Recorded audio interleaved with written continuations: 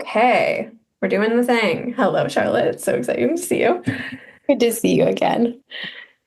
Maybe there may be people joining us as we talk, but we're recording this. We're going to put this out on the podcast and we're going to put this conversation into our community where we have almost 400 people. Amazing. So there's going to be hopefully a lot of this message getting out to a lot of us.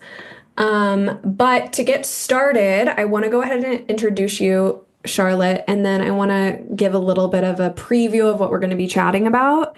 We can chat and then we can answer any questions. Charlotte and I can talk for a long time, so we're going to try to keep this to an hour. We have a lot to say. But this is such a juicy topic, one that is really close to both of our hearts. So if we can't get to everything, we might be able to bring you back, Charlotte, and continue the conversation. Okay. So today we have Charlotte Herring with us. She is a board certified nurse practitioner, holistic health coach, registered yoga teacher, and a mindfulness practitioner.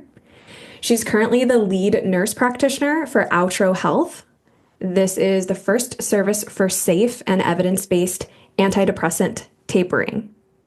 Prior to Outro, Charlotte worked in a number of healthcare roles over 12 years in telemedicine, psychiatry, integrative and psychedelic medicine, primary care, humanitarian outreach, and emergency response.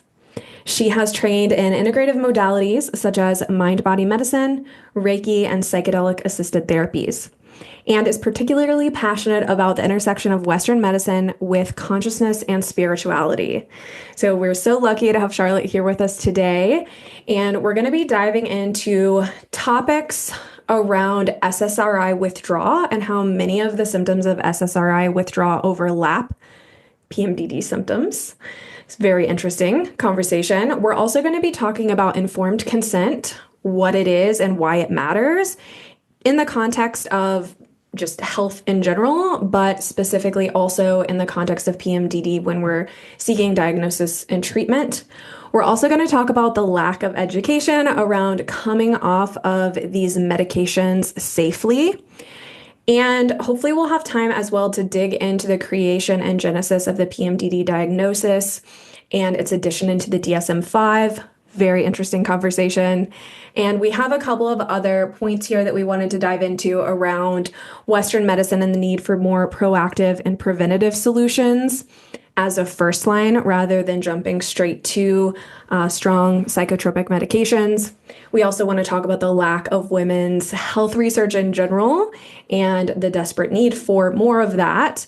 And then a really interesting conversation we wanted to touch on as well was the de-diagnosing journey that often accompanies de-prescribing, coming off medications, and the process of having to rediscover yourself through the journey that is getting a diagnosis, being treated, working to heal your symptoms, and then moving on with your life.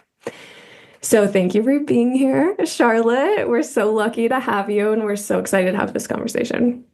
Oh, I'm so excited to chat with you again, Jess. I can't wait. Where do you think we should start? We have a lot on our plate here. I'm wondering if we should start at the top with kind of this with this creation of PMDD and kind of like how we got here in the first place, right? The genesis of this diagnosis, as you mentioned. And I know you shared with me initially some really fascinating research about kind of how this diagnosis came to be. And I'd love to, talk about that to start, maybe. How does that feel? Yeah, I love that. Yeah. I think it makes sense. It's the logical progression. How did we get here to start? And I do have a research study I'm going to link in the chat. You'll be able to find this in our community classroom in the resource center. I have a PMDD research log, and I have a section around PMDD DSM-5 controversy. And so I'm going to drop the most interesting research study, a link to that in the chat so you can all look at that later. And remember, you can come to the classroom and access it in the research log as well. But yes, where should we start with this part of the conversation? Do you have Yeah, I think just for a little bit of background, my practice was traditionally in Western medicine, and I was kind of taught, I'm doing a postmaster's right now at Johns Hopkins in psychiatry, and we're taught to use the DSM as this Bible of sorts to guide all of our clinical decision making. And as I've dug more deeply into integrative medicine and looking at root cause and where this evidence comes from and the funding behind the evidence, it's like the deeper you go, the more there is to uncover. I was really surprised about the diagnosis of PMDD and the idea that it was a diagnosis that was largely pushed in many ways by the pharmaceutical industry, who funded and participated in a consensus meeting on the definition of PMDD, which helped the FDA convince them of diagnostic validity and which led to the approval of antidepressant prescribing. It's just, it was a really fascinating revelation for me as a prescriber. Had you heard about this before our conversation? I had heard, I think I had been on a longer journey for a bit more background. I had worked at the VA hospital, I had worked in major large medical systems, and I had also worked in telepsychiatry. So I was doing primary care psychiatric medication management. So a lot of SSRI prescribing really, really quickly without a lot of nuance around how that was happening. And at that time, I remember having sort of a WTF moment of like, wow, we are throwing these medications out like candy, and starting to dig into a bit more of the research behind how we got here with throwing these medications out like candy. So I knew that the PMD diagnosis was a newer one. I didn't quite realize the full genesis of it until we talked earlier this year. Yeah. So it's one of those things that to me sounds like, oh, this must be conspiracy, but then you dig a little deeper and you're like, no, this is just how the world works in some ways. And so basically what was happening was Prozac was coming up on their what is the word? Their patent. Yes. And they needed a new market for their drug. And there was a big lobbying push from Eli Lilly, who owned that drug. They actually rebranded Prozac into what was called Seraphim at the time. They packaged it in like pink and purple packaging, and then they lobbied essentially to have SSRIs named alongside hormonal contraceptives as a treatment for PMDD. And this was all started, I think, around 2000. But it's really interesting to kind of dig into that history. And I didn't know about this. I had lived with PMDD for, lots of years before I actually got an official diagnosis in 2017. And I had been treated, diagnosed, all of this. I didn't learn about this until I was doing a research project on the history of PMS and PMDD that I uncovered this. And this was only like a year, 2 years ago. So I had even been in practice working with people for a long time before I uncovered how controversial this actually was. And it was controversial from many physicians, psychiatrists, from many in the feminist movement. So there's a lot of literature out there you can read and dig into this a little bit more, but it just makes you question, ask more questions, and asking more questions is always good. Yeah.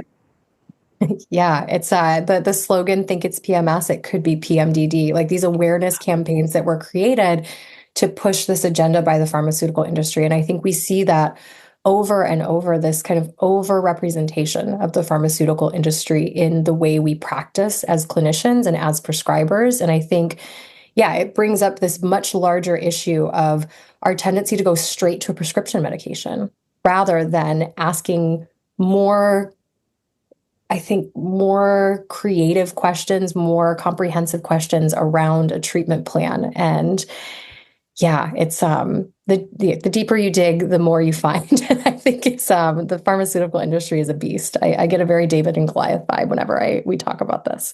Yeah. Yeah, well, it's interesting because this was a crossroads where PMS and PMDD were previously, a physiological, a medical condition, and were treated and evaluated as that. There was more testing. It was approached differently.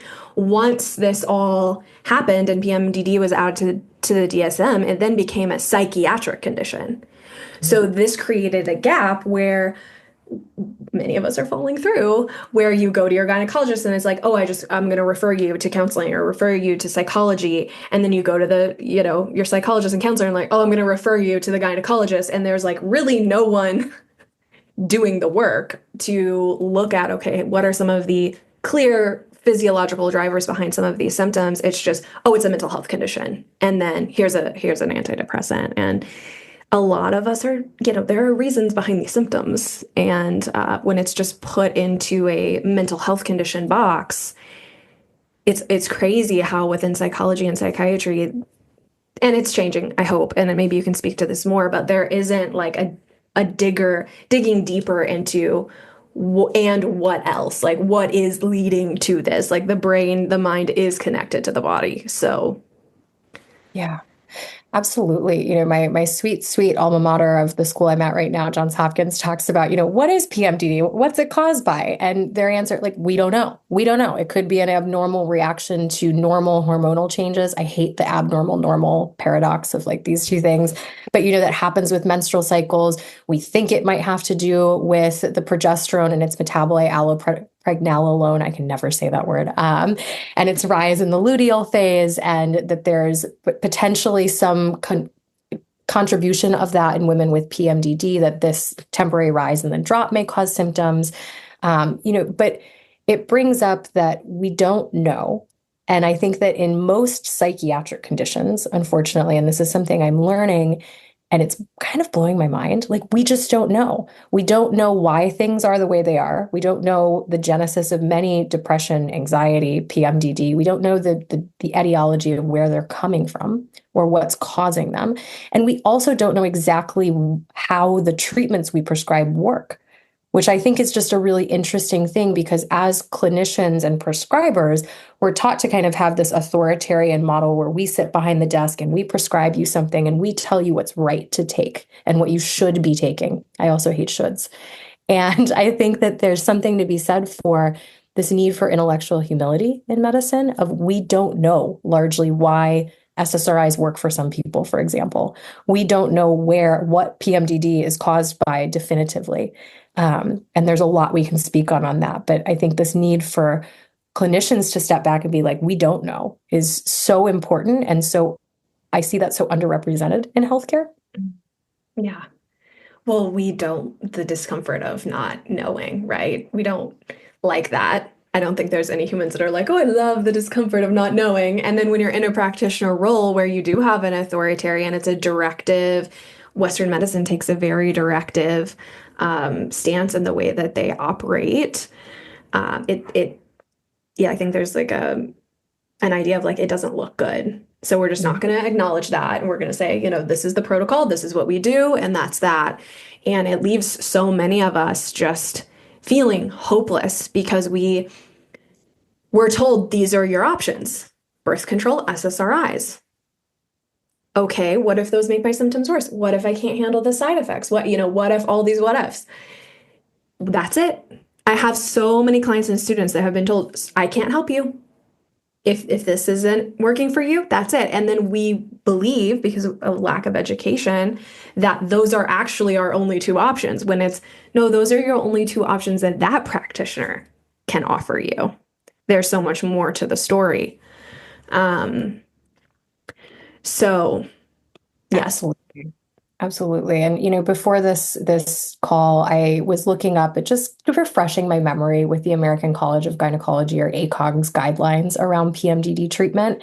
And it's so interesting because in their statement on premenstrual disorders, they talk about pharmaceutical agents like SSRIs and combined hormonal oral contraceptives as the first two kind of frontline treatments. But they speak in their recommendations in the same sentence about the need for psychological counseling like CBT or cognitive behavioral therapy, complementary and alternative treatments like acupuncture, exercise, nutritional therapies, self-help strategies, and patient education. Many patients may benefit from a multimodal approach. And I think that's beautiful. And I was also just scratching my head because how many times do we actually see that play out when we walk into the doctor or the PA or the nurse practitioner and we go to see them about our concerns?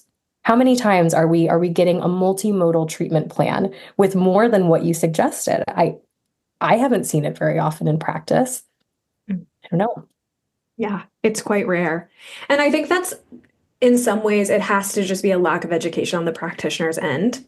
You know, they're not up to date. They don't know what to do, right? A gynecologist is a surgeon. They're not a dietitian. They're not a nutritionist. They're not even really a hormone specialist. Mhm. So I think it's, yeah, again, just like a dead end of, hey, this is what's in your scope and that's it. But then that's not communicated. Like, and I think that falls into the informed consent. But here, we're really talking and touching on our point that we wanted to talk about of like, we need preventative solutions. And it's fine that those medications are offered and they do help many people. But why is that the first thing? Yeah. Yeah, absolutely. And I think, again, we practice in this time limited as clinicians, pharmaceutical industry dominated climate. That is the way it is right now, especially in Western medicine. And so I say this, I was a primary care clinician for 8 years. I'm now transitioning full time into psychiatry. We are constantly being asked as clinicians to do more with less time. It's not sustainable. And I think that eventually we're already seeing the need for a massive overhaul in our healthcare system and how we operate. Because when you have, let's say, as a primary care clinician or even an OBGYN, you have 10 minutes to see a patient. And what you learned at your in-services, which are oftentimes paid for by drug companies, what you've learned in your clinical board exams, which are oftentimes universities receive funding from the pharmaceutical industry. You are pushed kind of more towards these treatments that are quick, that they're easy to reach for. And the way our society is set up as well, not to get into an existential discussion about our societies, but I think We want to, we want to. I know, but it's so important to note we operate right now in a society of wanting the quick fix. Yep. And I say it all the time at outro. We want the one magic bullet. We want the one thing that's going to fix us ASAP so we can get back to work, back to our schedule, back to our linear productivity and our movement and our growth, and this as quickly as possible. And so all of these factors kind of amalgamate to create a scenario where clinicians who, again, are burned out, who are oftentimes, in many cases, suffering from mental health, needs themselves, who are under-resourced. You could sit down and do motivational interviewing and talk with your patient who has PMDD or your patient who has anxiety, and you could talk with them for a half hour, but that's not going to be reimbursed by insurance the same way as prescribing something, getting in, getting out, and seeing 3 patients in that time is. And so there's this systemic pressure that I think clinicians are put under as to why we're not always turning towards the alternative. And I see that hopefully changing with functional medicine becoming more mainstream, with this shift around critical thinking, around, where does this evidence? I learned in nursing school, evidence is everything. And the higher the level of evidence, the more studies of studies there are on something, the more you should prescribe it or recommend it. Well, where does that come from? Pharmaceutical industry. It's like we there needs to be more of that critical thinking. So I see this changing, but I think it's a major problem. Yeah. Well, the points you're making, I'm so glad you brought these things up because these are on my mind. Like, we often feel so victimized. Why is my doctor not helping me? Like, we have to zoom out and be able to say, what type of help are you looking for? Because if you aren't looking for what they're offering, which is a part of their protocol, and it is a bigger systemic problem that comes down to the time and a lot of factors, but that's where we end up feeling hopeless. And I felt like so victimized for so long because of my practitioners before I was able to zoom out and see like they are really suffering as well. This is not what they signed up for. They want to help us, right? But the way the model has shifted over the last 10 to 20 years in medicine has really gone more and more to that shorter time with each client, with each patient. And I mean, I think about the work that I'm doing with clients. It takes me at least 7 hours of meeting with them, plus all of the time on the back end that I'm reviewing their labs and I'm, looking at all of their health history. Like, it takes a lot of time, and it is really sad to see the people that we really do need doing these jobs who have invested their lives in doing these jobs not actually be able to do their job because of the way the system is currently Yeah. operating. 100%. And I think I have so much empathy of that feeling of victimization. I've been there myself, not with PMDD, but with generalized anxiety and with depression, and feeling like I've been in that same boat with fertility treatments, with going to a provider, like desperate for someone to help me and like someone to give me guidance, because when we're in that state as well, it's so hard to see out. I call it like we're in the pit, right? And it's so hard to see, and it's so hard to see the light and know what path needs to be taken or should be taken next. And I know, and I have so much empathy for that position of like, shoot, like nobody's helping me. Like, how am I supposed to get help? And I think that, again, it's so interesting in the functional, in the integrative, in the holistic spaces. I tend to meet practitioners like yourself, like all of the clinicians at Outro, who they got into this field because they've been there. They ran up against the wall of what Western medicine was able to appropriately and comprehensively provide to them. And then they were like, well, crap, where do I go from here? And they personally started digging into these other modalities. For me, it was finding mind body practices through the Center for Mind Body Medicine. It was doing psilocybin assisted therapy and then ketamine assisted therapy. It was these other kind of alternate, at the time I was doing them, quote unquote, fringe modalities, and being like, whoa, like this was so much more helpful than the Prozac that I took that was helpful. I'm not saying that everybody, SSRIs are the devil or that these medications are absolute no-goes. But to your point, there needs to be more than two paths up the mountain. SSRIs, contraception, or hormonal contraception, that's it, right? And so I think there's just something so interesting about the acknowledgement as both patient and provider of like, wow, we really need to zoom out our thinking and zoom out how we look at comprehensive care.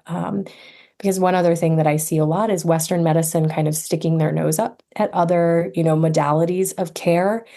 And again, I think that might be a fear response, not to psychoanalyze, but a little bit of a fear response around this. Maybe we don't know everything, right? It's scary to not know everything. It's scary to think that maybe perhaps what we've learned in school and the evidence that we've been building our entire practice on is in fact flawed.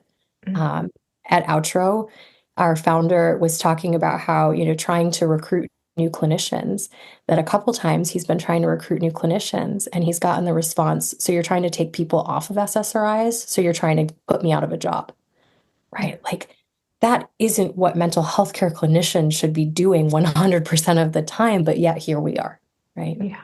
Yeah. So fun and interesting to have these more in-depth conversations about all of the factors at play. And I love too how you brought up on our end as a society, of course we want a quick fix, right? We're human. We love comfort. We want to feel better. Like we all would take a magic pill if it existed and helped and didn't come, with the detriment that, anything can. And it also is interesting to point out that we're only one of two countries that allow direct-to-consumer advertising from pharmaceutical companies, which is crazy, like really crazy when you learn that. Like that is not a thing in other countries. That is not allowed. And how does that play a role in all of this? And I think I looked it up earlier, I believe in 2020, it was a $7 billion industry, like direct to consumer pharmaceutical, which actually isn't as much as I thought it would be. I was going to say, I would have expected it to be probably even more higher. now. Yeah, it's bananas. And again, there's this it's everywhere. And I think that again, part of this journey that we're on of like this coming back, I see kind of the journey of healthcare as this boomerang, right? There's this like back to our roots of like, okay, yes, like PMDD is not a Prozac deficiency, right? Anxiety is not a sertraline deficiency. Like these things can be really helpful for some people for some amount of time. I can get into all of the nuances in a little bit about when it might be time to revisit coming off of these medications. But again, I'm not saying that these medications are bad, but when did we lose the plot of looking at the functional daily basic building blocks of what it means to be a human? I joke we are fancy houseplants with emotions. We do not get to exist outside of the ecosystem as human beings. We are animals just like all of our mammal brethren, and we need to eat well. We need to move our bodies. We need to practice stress management. And again, I say all of these things like it's so simple. It's not that simple because we exist in a structure and a system that doesn't prioritize that. So it's hard work, it's rebellious work to focus and to turn back to kind of the root of what it means to be a human and an animal on this planet and what it means to take care of ourselves from that building block root place. But there's a funny, I don't know if you've seen this before, but there's a meme or kind of a photo, and it's two goldfish in two tanks. And one goldfish, it's a goldfish who is in this dirty tank, and the water is really muddy and gross. And it says, this goldfish is depressed. Would you say that they have a Prozac deficiency? Like, oh, you just need a Prozac? No, you need to clean the tank. You need to clean the environment. And again, just somewhere along the way, like, when did we lose the plot on that? It's kind of staggering. It really is. And there's so much when it comes to environmental factors that's impacting these things. And it's never a part of the conversation. Not never, we're having the conversation, but it's rarely a part of the conversation within the Western medicine paradigm. And again, not against Western medicine. Like, if I have an acute situation, if I'm in a car accident, if I break my arm, like, do not take me to an integrative practitioner, right? I want to go into Western medicine. But when it comes to mental health, when it comes to preventative care, when it comes to chronic disease, they are really dropping the ball on how to address this. Absolutely. I think it's the ultimate both and, which I think we can say for most things, right? Like Western medicine, my father has had cancer. Like, my father-in-law just had a heart attack and had to have a stent placed. That, thank God for Western medicine. Thank God that it exists. And when it comes to, exactly to your point, when it comes to, especially I would say with mental health, more of the mild to moderate symptomatology, which is most people who have PMDD diagnoses or generalized anxiety diagnoses or depression diagnoses, we can look to other solutions before we look to Western medicine solutions. And I think that that's where, like, the both and holistic medicine, integrative medicine, traditional Chinese medicine, these other modalities have such a beautiful complementary role. And if in this new era we're able to meld the two, I see that as like such a beautiful symbiosis because both have their value. Yeah.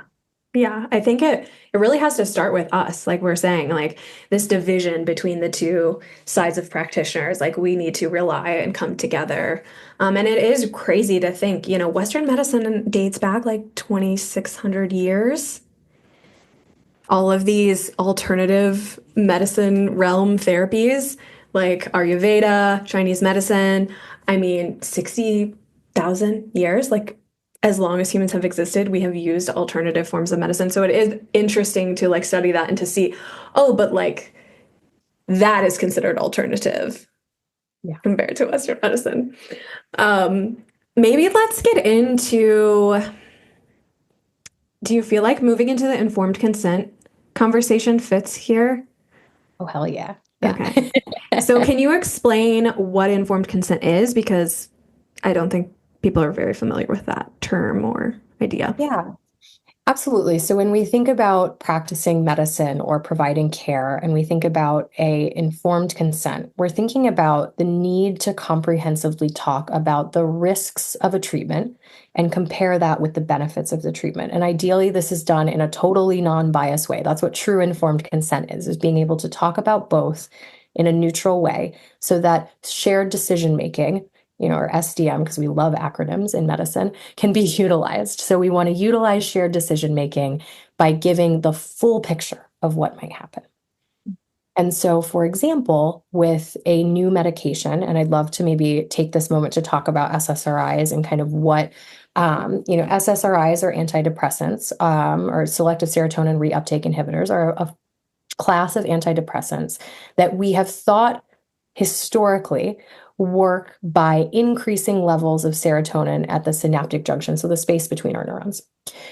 We have thought that depression and anxiety, PMDD, fill in the blank, is caused by a serotonin deficiency. And so by giving back the serotonin, we quote unquote fix that deficiency and we fix our mental health condition.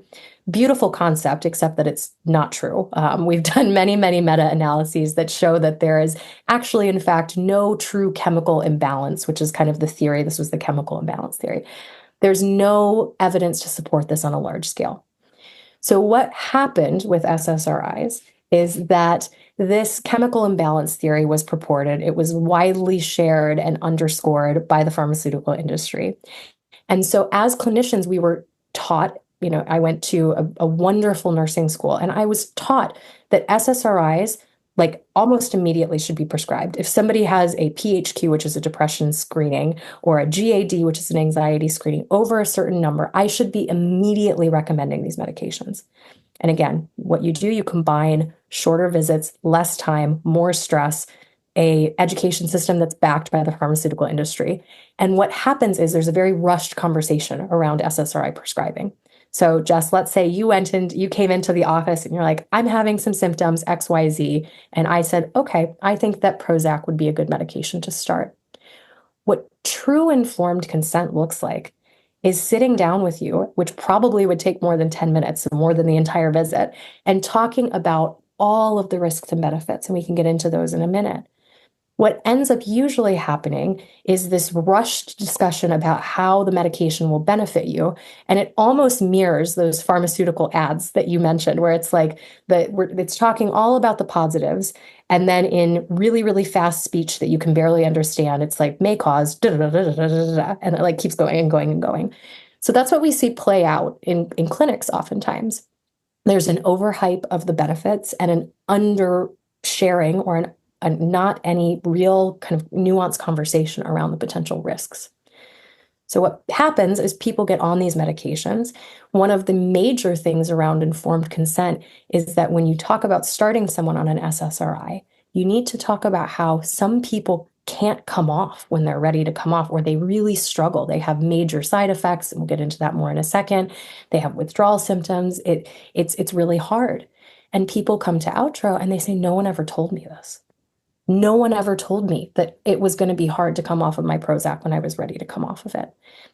And so true informed consent would be talking about that before you start and being able to comprehensively make a decision based on the full picture rather than just the little bit that oftentimes ends up happening in practice.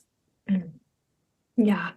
Yeah. And I think too, with the informed consent topic here in SSRIs, something else that isn't included is you need to have a strategy and be taught in a way to monitor your side effects or your symptoms improvement or exacerbation of your symptoms alongside that medication, because what is rarely communicated and probably would potentially reduce some of their prescribing kickback that they're getting, the physicians are getting, would be, hey, there's a black box warning on SSRIs for increased suicidal thoughts, behaviors, and actions in young people. And hey, you have a PMDD diagnosis, and one of the most detrimental symptoms of PMDD is suicidal ideation. And so, but yet never was that ever communicated to me. And I have worked with thousands of clients now, and when we have these conversations, they say, I didn't know that. And it's like, oh, it's so interesting that like you're going to seek help for suicidal ideation. You're put on a medication that has a black box warning for suicidal ideation. Like, just very scary. It is really scary. And, there's all of these symptoms that aren't talked about that can be directly related, these side effects directly related to the drug. And some of these, are things that are like an increased risk of GI bleeding, a bone mineral density loss, and an increased risk of osteoporosis, low sodium, which is called hyponatremia in medical speak, elevated blood pressure, especially with SNRIs like venlafaxine, overheating, hyperhidrosis, or excessive sweating. A couple of the side effects are things that I think can have a direct impact on our mood, which are sexual side effects, which are found in at least 50% of patients. And one study from 2006 showed that 96% of female patients and 98% of male patients experienced at least one aspect of sexual dysfunction when they started SSRIs. So if weight gain and emotional blunting are also two side effects that can be majorly impactful on our mental well-being, right? So gaining weight, and then which that can lead to metabolic side effects like diabetes or sleep apnea or high cholesterol. Emotional blunting, which is probably the most common side effect after sexual side effects that I see at Outro, which is the inability to feel the joys of the world, as well as maybe the inability to feel the hard stuff. There's something to be said for the numbing effect. That's what one of the hypotheses of where we think SSRIs are actually working is by numbing and blunting that emotional range. But so if you're putting someone on a drug, exactly to your point, that makes it impossible to feel the joys, that you can't have sex or can't have an orgasm, that you gain weight, and that you're increased risk of suicidality, especially if you're under the age of 25, like we're not talking about that. And we're not talking about the direct impact that can therefore have on our mental health and on the diagnosis that we came to seek treatment or get help for. It's so interesting too, because when these medications do help, and they help many, rather than viewing it of, okay, let's use this time to now bring in some of those lifestyle and diet changes that you didn't have the capacity to make before, but you're feeling better now to, counteract this whole experience. It's just like, no, that's the solution. You're going to be on it for the rest of your life. Yeah. And it Yeah. rarely is the solution, because even if it helps symptoms for a while, I see with many clients, it doesn't after time. Yeah, there's a poop out effect, we call it, which is a very technical sounding term. But, this idea that eventually over time, these medications become less and less effective. And exactly to your point, these drugs also weren't studied over years and decades. They were studied, the clinical trials are very short term over, I think many of them are over like 8 weeks. So Yeah. I struggle with this because, yeah, the way I see in practice that these medications could be helpful, right? We talked about like being down in the pit, feeling like it's impossible. Like when when your symptoms are a 10 out of 10 and your PMDD or your anxiety or your depression feels debilitating. And I've been there, like I call it like the dark cloud that like descends, or the fog that descends.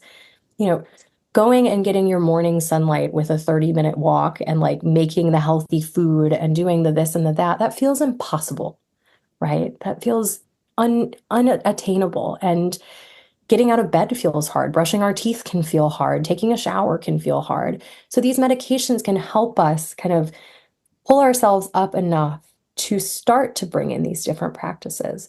And then after 6 months or after 9 months, or at the most after a year, there needs to be a reevaluation of efficacy, a reevaluation of what is the long-term treatment plan.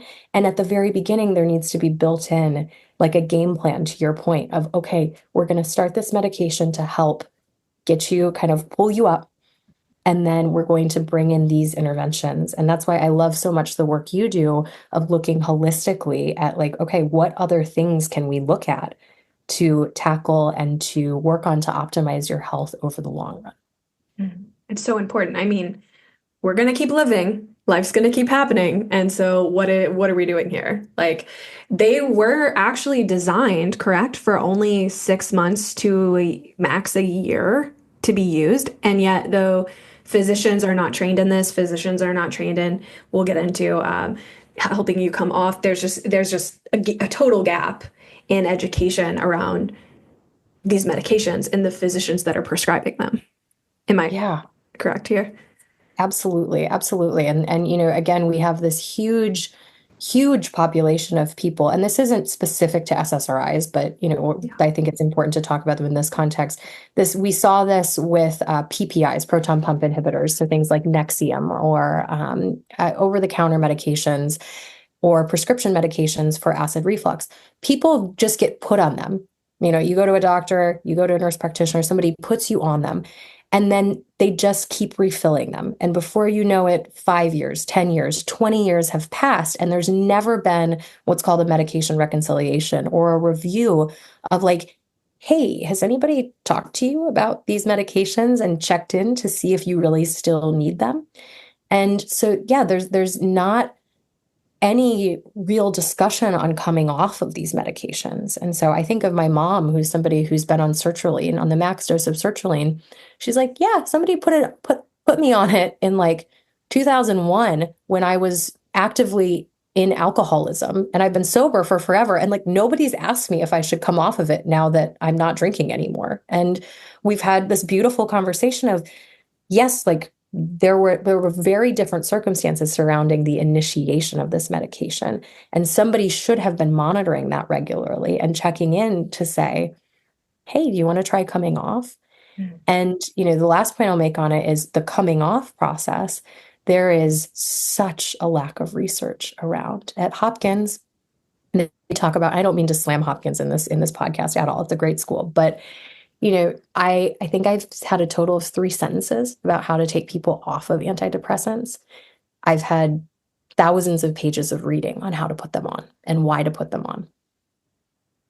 So again, a systemic problem that shows up in our individual medical histories and practice. Yeah, it's so wild, and I think these conversations are so important because we just don't know, right? There's a lack of education from both a practitioner standpoint, but also there's such a lack of education for us around self-advocacy and what that actually entails and what that looks like, and the reality that the hard truth and reality that I had to wake up to, and you had to wake up to too, Charlotte, that no one is coming to save you. No one is responsible for your health. No one cares about your health as much as you do. No one. And it's really hard to stomach that. And it's really hard to step into that autonomy when you're suffering very badly, which many of us are a lot of the time that we're in these situations. But it's so wild how little, I mean, I don't know who would educate us on these topics, but we as humans, as consumers of medical care and different medications, have to be informed. Right now, I'm going through this, Charlotte, with my thyroid medication. I'm working with a naturopath. He put me on thyroid medication. Well, I had already been on thyroid medication. He upped my thyroid dose. He's just been refilling it without testing my thyroid. And this is a different conversation than SSRIs, but like, you got to test your thyroid like every 6 months. When you're taking a hormone medication like that, a thyroid hormone that's regulating so many of your metabolic functions. If I didn't know that, right, I would be in a completely different situation where he might, this could go on for years. And this has just happened with my mother, where she, her practitioner was doing this for her, and her thyroid got completely off, and she really, really, really was suffering. And there wasn't anyone to be like, what's going on with your thyroid medication? Because no one is thinking about that, right? My dad wasn't thinking about that. The practitioner isn't thinking about that. Who was advocating for her? Me. But at the end of the day, it's like, what if she didn't have me, right? Like, most of us just have no education around these things, and it's wild the damage that is being done in the context of trying to help people and to help ourselves. Absolutely. And I think, we're seeing this shift as we're talking about. I think that historically, medicine has been this very authoritarian. Again, like we talked about, I sit behind the desk, I give you a prescription, you listen to the good doctor, the good clinician, and go on your way. And I think that we have generations of individuals who that was kind of the framework that operated, right? And like, we don't know what we know until we know it, right? We were doing the best we can. I think clinicians are doing the best they can with the resources they have and the knowledge they have until that knowledge shifts. And I think that as patients, that's also a lesson that was really hard for me to learn of and I think a lot of us women too, right? We're people pleasers. We're very much we don't want to rock the boat. We don't want to push back. We don't want to snap or yell or, get angry or be bitchy or, fill in the blank about, with our provider. And that advocacy is so important because true medicine should be a bi-directional relationship of this shared decision making that we talked about earlier. And I think that, that movement towards us advocating, we have so much more knowledge now than we did even, 20 years ago. We have the ability to become so much more informed than we used to be. And so I think that, to your point, we know our bodies better than anyone else. And at Outro, I always talk about this. We go by how you're feeling above all. I can be here and I can talk to you about the neurobiology and the drug curves and the this and the that and the side effects and the withdrawal symptoms. And like, I'm here as a resource, but you ultimately know your body better than anyone else ever on this planet. And so why would we not use your internal and external symptoms and signs and your knowledge of yourself as a critical part of your treatment? Doesn't make sense. Make it make sense. Right? Make it make sense. Yeah. Well, like I said, Charlotte and I can just chat for days.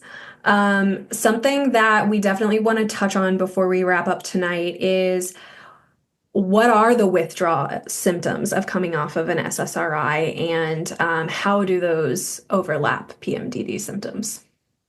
Yeah, absolutely. So when we think about coming off of the drug in traditional medicine, there's oftentimes what we call a linear taper, right? You have your medication, then you have it again. So if you're on 100 milligrams of Zoloft, your doctor will say, well, just take 50 for 2 weeks, then take 25 maybe for 2 weeks, and then just stop it and you'll be fine.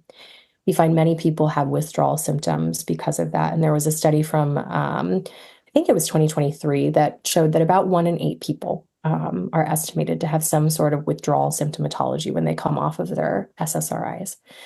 Withdrawal symptoms have a huge and varied constellation of of different types of symptoms. There's physical symptoms, there's mental symptoms, there's mental or cognitive symptoms, there's emotional symptoms. So this can be things like worsening insomnia, worsening anxiety, worsening depression. It can be more physical symptoms. Dizziness and brain zaps or body zaps are two of the most common things that we see that are very clearly withdrawal symptoms, because we don't see those when we start the medication, but we see it when we pull off of the medication. Other more serious symptoms that can come up are things like suicidal ideation. There's a phenomenon called akathisia, which is an inner restlessness. It oftentimes manifests as a need to pace, a feeling of wanting to kind of get out of our skin, or feeling like we can't settle down or calm down. That's a really debilitating, I would argue, one of the most debilitating symptoms that can come up. And so there's this big question, because historically, when people would come off of their antidepressants or their SSRIs, and let's say they would start to have panic attacks, Western medicine says, oh, well, you're just relapsing from your original condition, so we need to put you back on the medication. There's a lot more nuance that needs to be explored around what a withdrawal symptom is versus what relapse is. And that's a lot of the work at Outro, is teasing out the time course of when the symptoms started, right? And so if symptoms started immediately after dropping your dose, let's say, of your SSRI, or coming off of or stopping the SSRI, it lends us to maybe think that maybe this could be a withdrawal symptom. The time course is really important to keep in mind around when we come off of the medication and when these symptoms crop up. Another thing that's really important to note is that with withdrawal symptoms, like, let's say, anxiety or depression, one thing anecdotally I've seen with, I would say off the top of my head, 80 to 90% of our patients at Outro is we've seen this shift of people coming in after they've come off of their antidepressant or tapered down their SSRI, and they've said, I have this new onset X, right? This new onset depression, this new onset anxiety, these new onset nighttime panic attacks, these new onset insomnia symptoms that don't feel anything like the thing that I was started on the antidepressant for. So that's another clue, right? If you were started on an antidepressant for depression symptoms and then coming off of the medication gives you horrible new onset anxious symptoms that you've never experienced previously, that's not a relapse of your original condition. So it's really important to tease that out. And to your point, like, sit down and take the time to go through that symptomatology. So things like mood swings, we talk about, the overlap with PMDD. Mood swings or a widening emotional range and hypersensitivity That's another really common thing we see coming off of antidepressants. And again, there was a patient, God bless her, because I use this analogy over and over and over, but she described it beautifully. She said, when I started my antidepressant and when it got to a therapeutic level, I felt like I was sitting at a piano and I could see all of the keys of my emotional range, but I couldn't play the high keys and I couldn't play the low keys. I could see them, but I couldn't access them. Coming off of my antidepressant, when I tried suddenly, it felt like suddenly I had access to the entire keyboard and it was really overwhelming.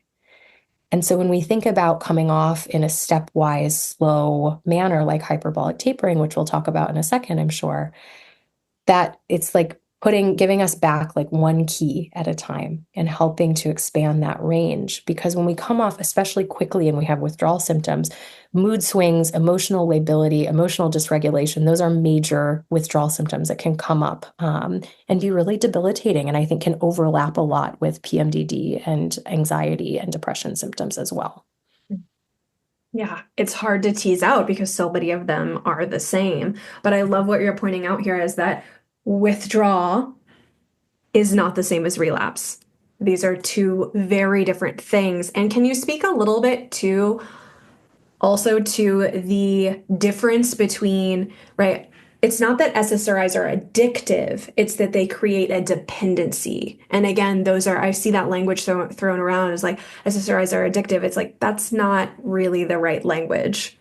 They create a dependence. Can you speak to that? Absolutely, absolutely. And this is something that even in psychiatry, even in Western medicine, we see all the time. These two terms are confounded. So physiologic dependency happens with long-term SSRI use because the body with anything I joke, it's obsessed with homeostasis or like maintaining the status quo. So when you are adding an exogenous neurotransmitter cocktail into your body, the body adapts with that. And the way that the body adapts with SSRI usage is by what's called down regulation or making less of your serotonin receptors.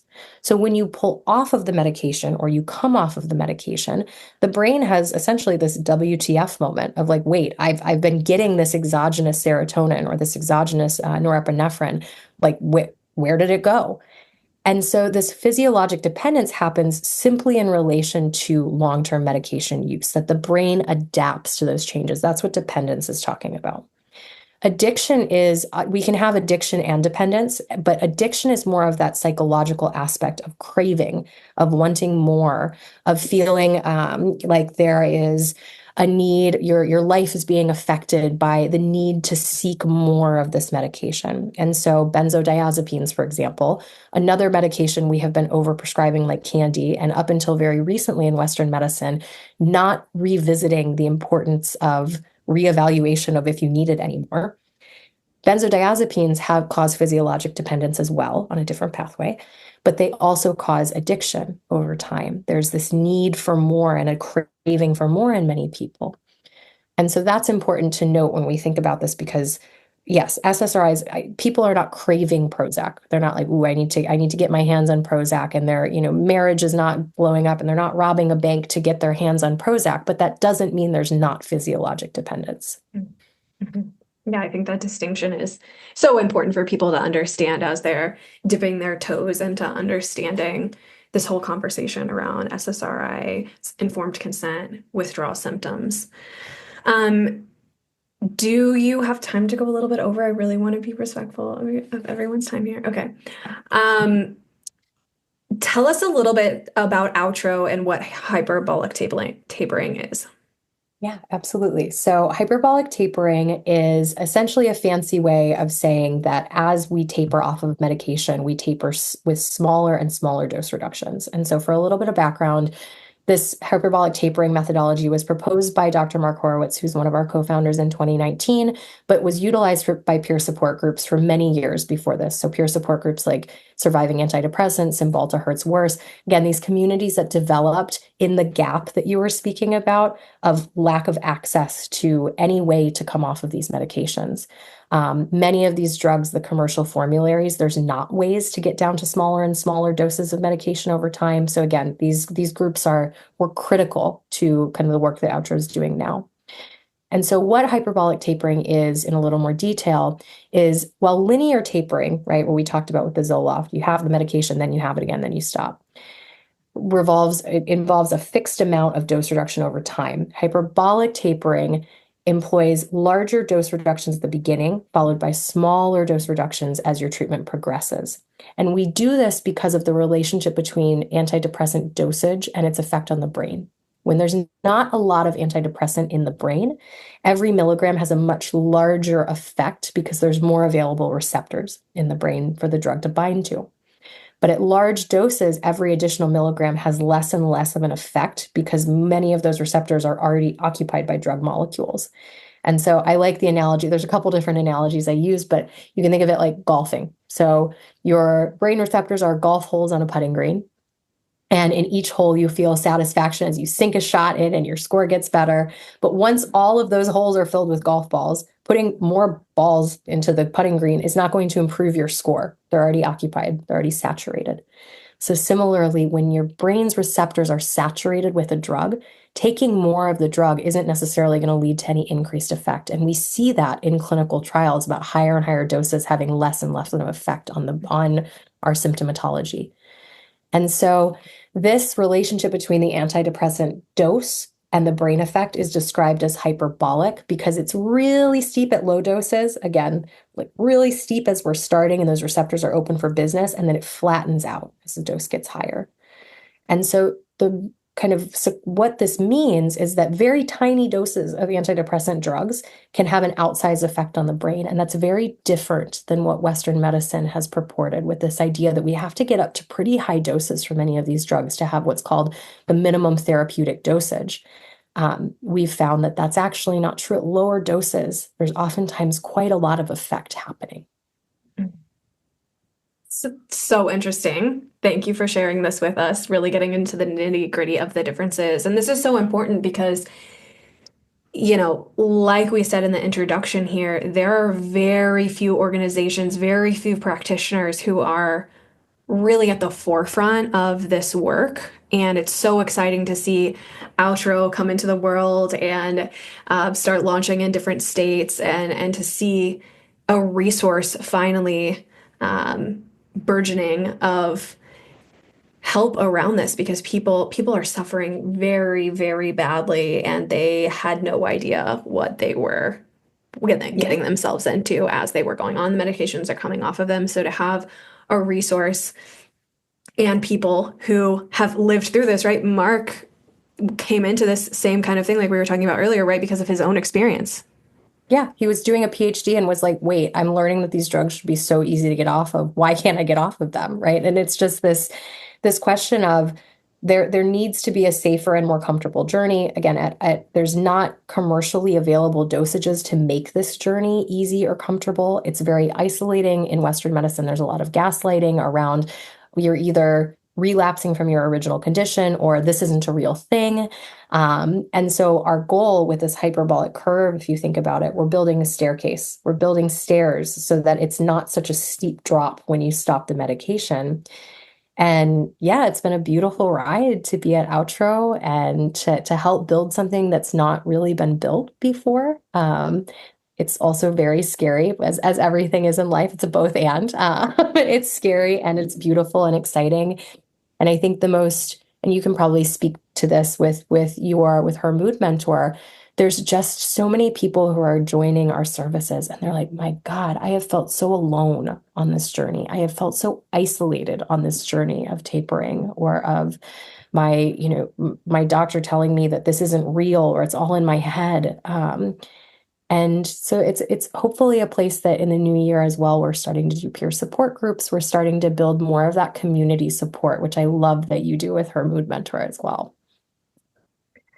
Yes. Yeah. It's so fun. It's so fun to get into conversations like this and hear from others. And it really ultimately helps us do our jobs better when we hear from more and more people and their experience.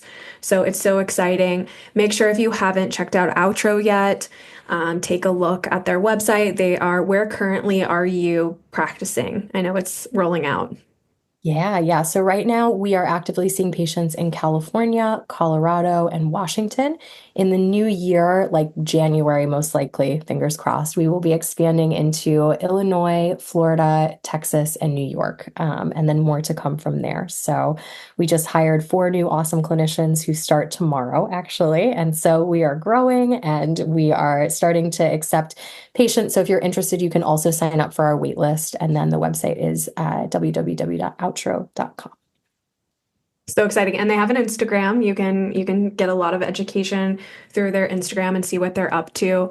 Something else I wanted to throw out in this conversation is there was a recent study around PMDD and SSRIs that showed that there wasn't really a difference in effect between intermittent use versus full-time use throughout the menstrual cycle. So you could potentially work with your prescriber to take, if you do want to take these medications, to take them during the luteal phase only, which would, they say in the study, reduce your likelihood of developing dependence. And I thought that was really interesting. I wasn't sure if you were familiar with that study or not yet, but I was like, whoa, there's a study on PMDD and SSRIs, and it's about withdrawal and reducing the risks for dependence. Like things are changing in the PMDD research world, which is so exciting.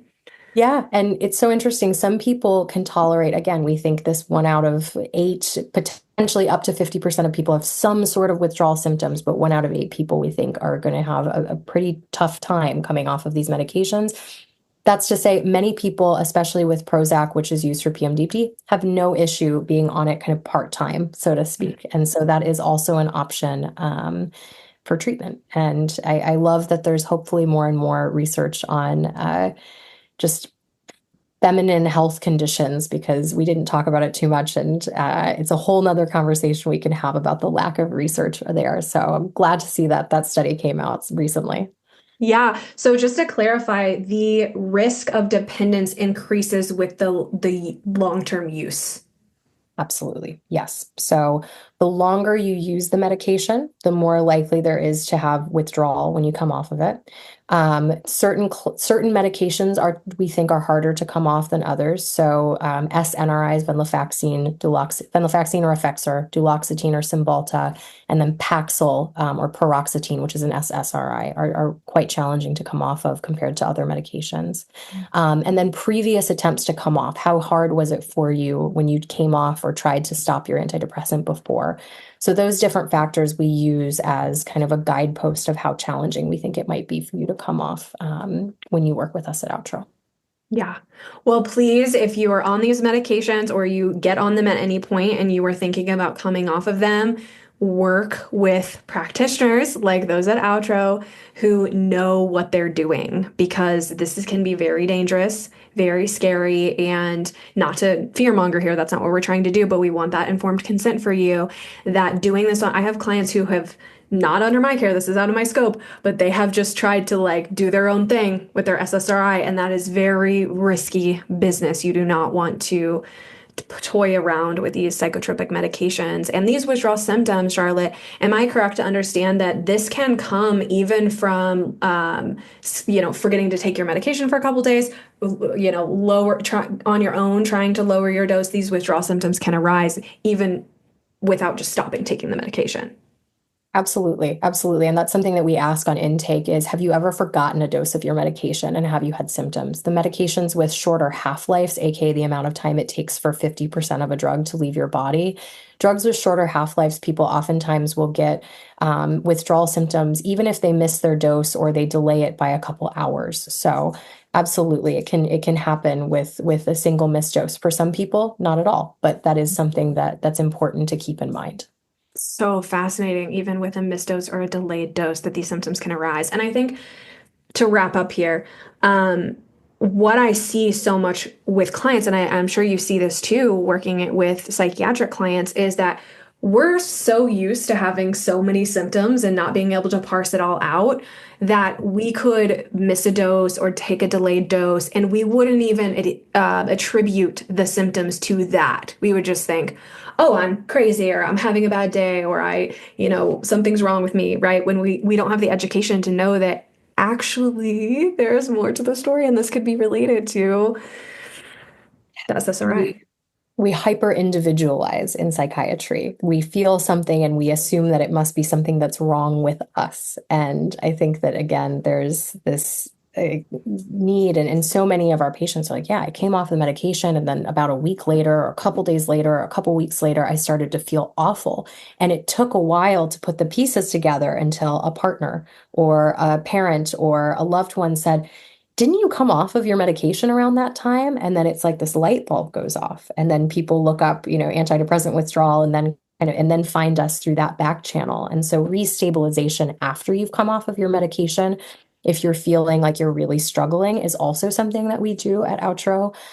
So just want to pull a plug for that as well, that if you have come off of your medication in the last couple months and you're finding yourself like, like things feel weird and they feel different than they did when I started this medication in the first place, that could be what we call protracted withdrawal, which is withdrawal symptoms that happen more in the long term after you stop the drug.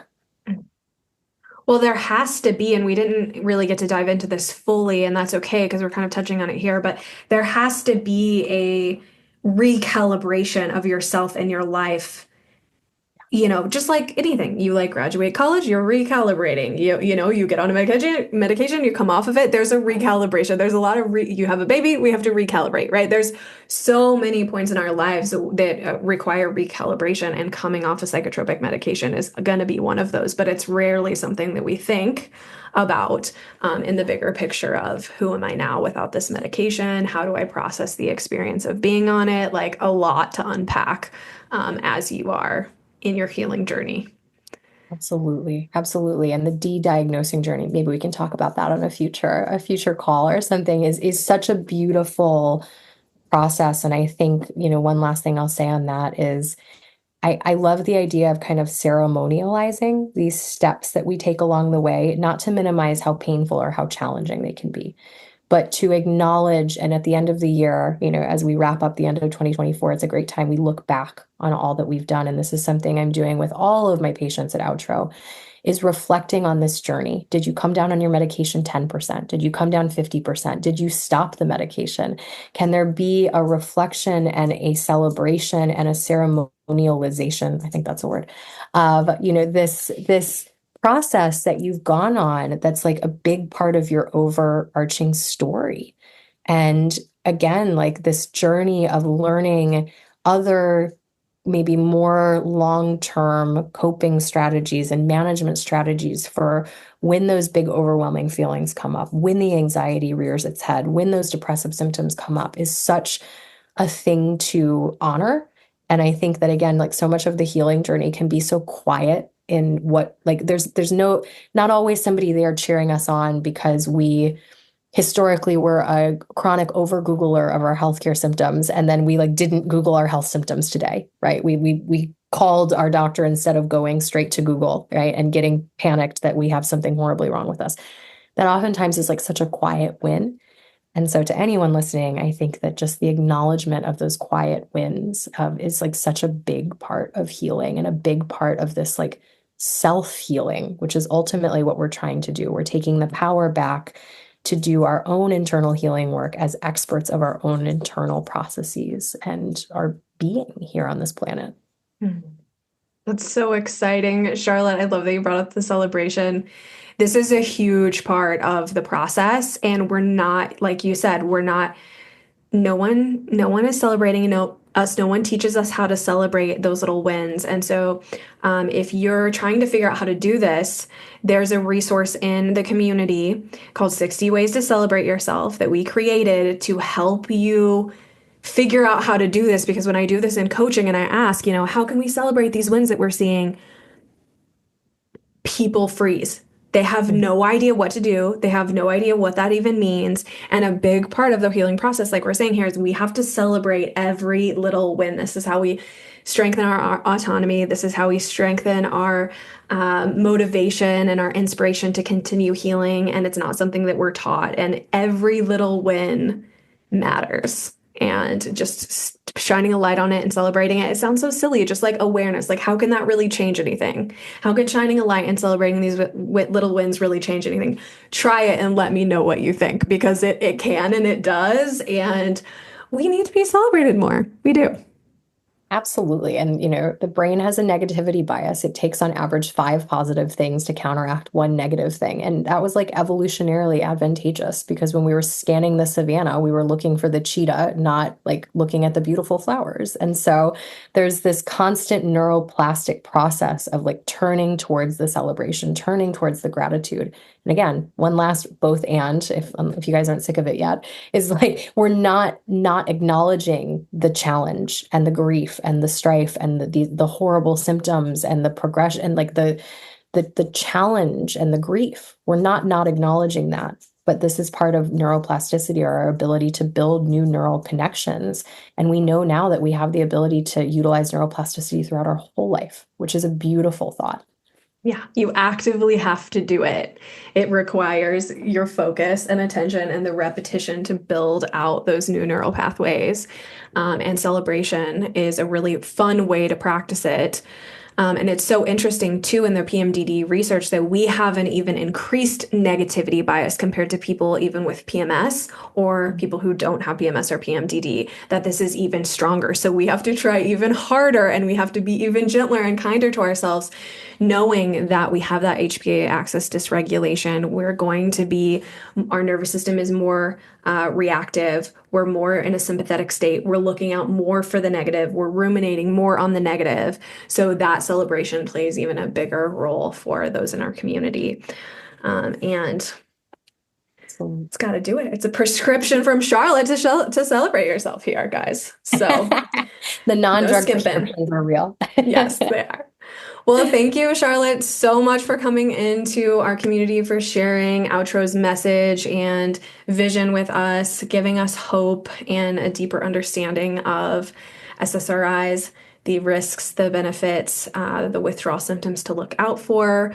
We appreciate you so much. We celebrate your work in this super important field, and we hope to see more of you. Oh, thank you, Jess. As always, it is an absolute joy, and I am so excited to, just be here with you. I think you're doing incredible work, and to those in this incredible community that you've built, I hope you take a moment every day to celebrate this thing that you've built in this network of incredible women. We're not alone. And if you're somebody who's struggling with this, with coming off of your antidepressant, you're not alone. So I just want to offer that one last message of hope. So thank you. Thank you, Charlotte. I'll be seeing you soon. Yes, sounds good. Bye. Bye.